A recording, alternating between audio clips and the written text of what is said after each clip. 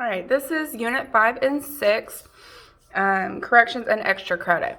If you have some failing grades or particularly low scores on Unit 5 and 6 assignments, I will use the points you make back on this Ed puzzle to add to your grades to get them passing, the assignment grades. If you are already passing all of them, you just want to raise your grade, you can do this video for extra credit, and I will still add those points back to raise your grade even further. Okay.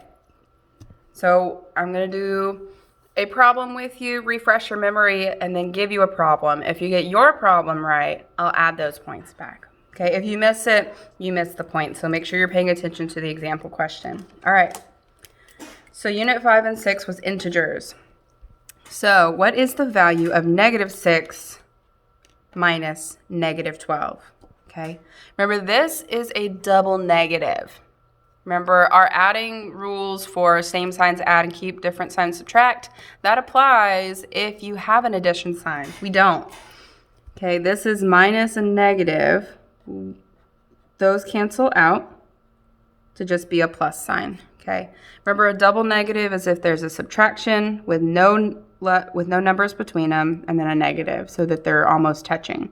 There's no numbers between them, so I can connect them. So this is now a plus sign, which makes this a -6 plus a +12. Okay, now you can use same signs, add and keep. Nope, these are different, a negative and a positive. Different signs, subtract. 12 minus 6 is 6, and we'll keep the sign of the higher absolute value. -6 is 6 places away from 0, and +12 is 12. This one has a higher absolute value and it's positive, so it's just going to be +6. Okay, don't let those signs trip you up. Remember, you're not just adding 6 and 12 now. It's an addition problem now, but you still have different signs, so you subtract. Okay, you try. All right, number 2. Linda played a game where her score equaled the sum of the cards. What is Linda's score? Okay, so we're having to add a string of numbers. Remember, sum is the answer to addition problems, all right? So we're just going to do 7 plus -5 plus 3 plus -11 plus 4. All right, if you get a problem like this on your STAR test or on any test, you need to copy this down onto your paper, signs and all, and put plus signs between each one, okay? So 7 plus -5 plus 3 plus -11 plus 4, 2 at a time. 7 plus -5, same signs, add and keep. Nope, different signs, a positive and negative, subtract. 7 minus 5 is 2. The greatest absolute value here, the one farthest from 0, is 7, so it'll stay positive. Drop down the rest. Okay, next 2. +2 plus +3, same signs, add and keep. Okay, that's 5 plus, drop down the rest, -11 plus 4. Okay. These have different signs, subtract. 11 minus 5 is 6. The difference between them was 6. The one farthest from 0 is -11, so this will be a -6. Okay, drop the last one, plus 4. Different signs, subtract. The difference between them is 2. The one farthest from 0 is the -6, so this will be a -2. All right, you try. Okay, number 3, over here. All right, which expression is represented on the number line? Okay.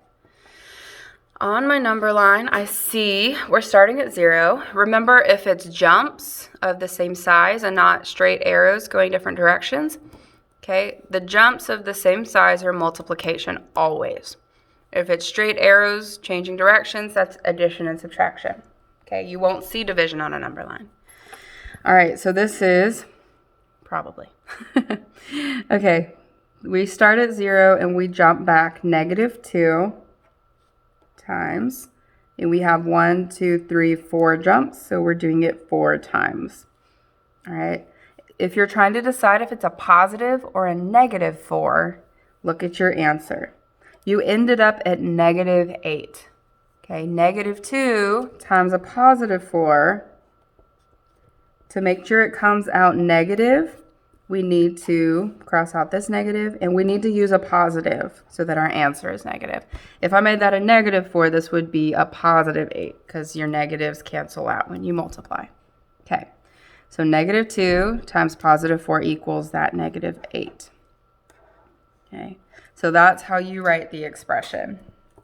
The size of the jumps times the number of jumps, and make sure the signs match what kind of answer you need. All right, you try with this one and this one. Okay. All right, number 4, evaluate the expression. So we have -112 divided by or over -14. Remember, anything that looks like a fraction, this is a fraction. Fraction bars mean divide. They are mini division problems. So we're going to do -112 divided by, because your numerator always goes inside, -14. All right. We also need to think about our signs. We use our triangle for multiplication and division. Okay, 14 can't go into 1 or 11. 112, you can guess and check. Okay, 14 is not on your multiplication chart. All right. I'm going to guess that it goes in 8 times. And let's guess and check. 8 times 4 is 32. 8 times 1 is 8, plus 3 is 11. Oh, lucky guess. Okay, I got exactly 112. So I know that it goes in 8, and I have nothing left. Okay, don't let this sign trip you up when you know you're subtracting. All you need to do to pay attention to those signs is at the end to decide what sign your answer is. Okay, if you had gotten 7 and it had been too small, you would have just tried again and added 1. If you had gotten over, you could have just tried again and gone lower. Or you can add 14 out to the side until you get 112, up to you. Okay, I know it's 8, I just don't know if it's positive or negative. So let's look. Our problem had 2 negative signs, so it has to be a +8. Okay, you try with this one. Solve -135 divided by -15. Okay, try -126 divided by -21. Okay. Linda spent $12 each on 4 pairs of shoes. What amount would Linda's account balance change? Okay, so she spent $12 each on 4 pairs of shoes. So 1 pair of shoes was $12, the second pair of shoes was $12, the third pair was $12, and the fourth pair was $12. Okay, so we're doing 12 4 times. We're going to be multiplying, all right? It's not $12 plus 4. These are different units. You can't add them. Okay, and it's not just $12 for 1. All right? Because every single pair of shoes was 12. So you're going to be multiplying 12 times 4. And if she's spending money, that means she's losing it. So this is really a -12 times 4. And you can't be negative shoes, so items are going to be positive. All right? She spent 4 times 2 is 8. 4 times 1 is 4. Okay? And I know when I multiply or divide, I use my triangle. I had a negative and a positive, so my answer is negative.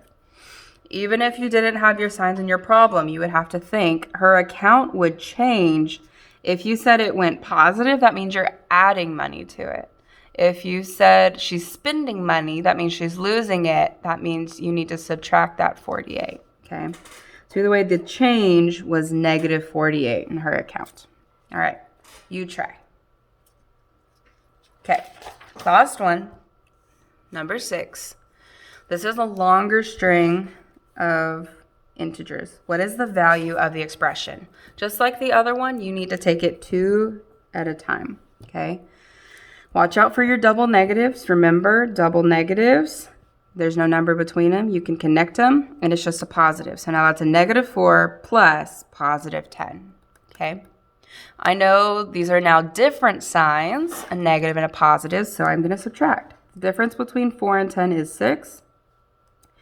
The one with the greatest absolute value, the one farthest from 0, in this case is 10, so it's a positive. And then drop the rest of your numbers. Okay.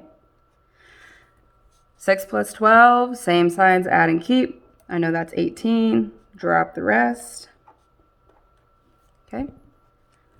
Positive and a negative. Different signs subtract. The difference between 18 and 4 is 14. 18 is the farthest from 0, so it's going to be positive.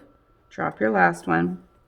And then you can just do 14 minus 9. If you're going to box it like integers, this is a positive 14 and a negative 9. Okay, different signs subtract. Same thing. 14 minus 9 gives me 5. Okay, and I can check that and go backwards. 5 plus 9 is 14. All right, and the one that's the farthest away from 0 is 14 because it's 14 places away. So I know my answer is a positive 5. All right, your turn. This is the last one to get points on. Okay, if you need any other help with your integers or anything like this, or you're still having trouble, please come ask me.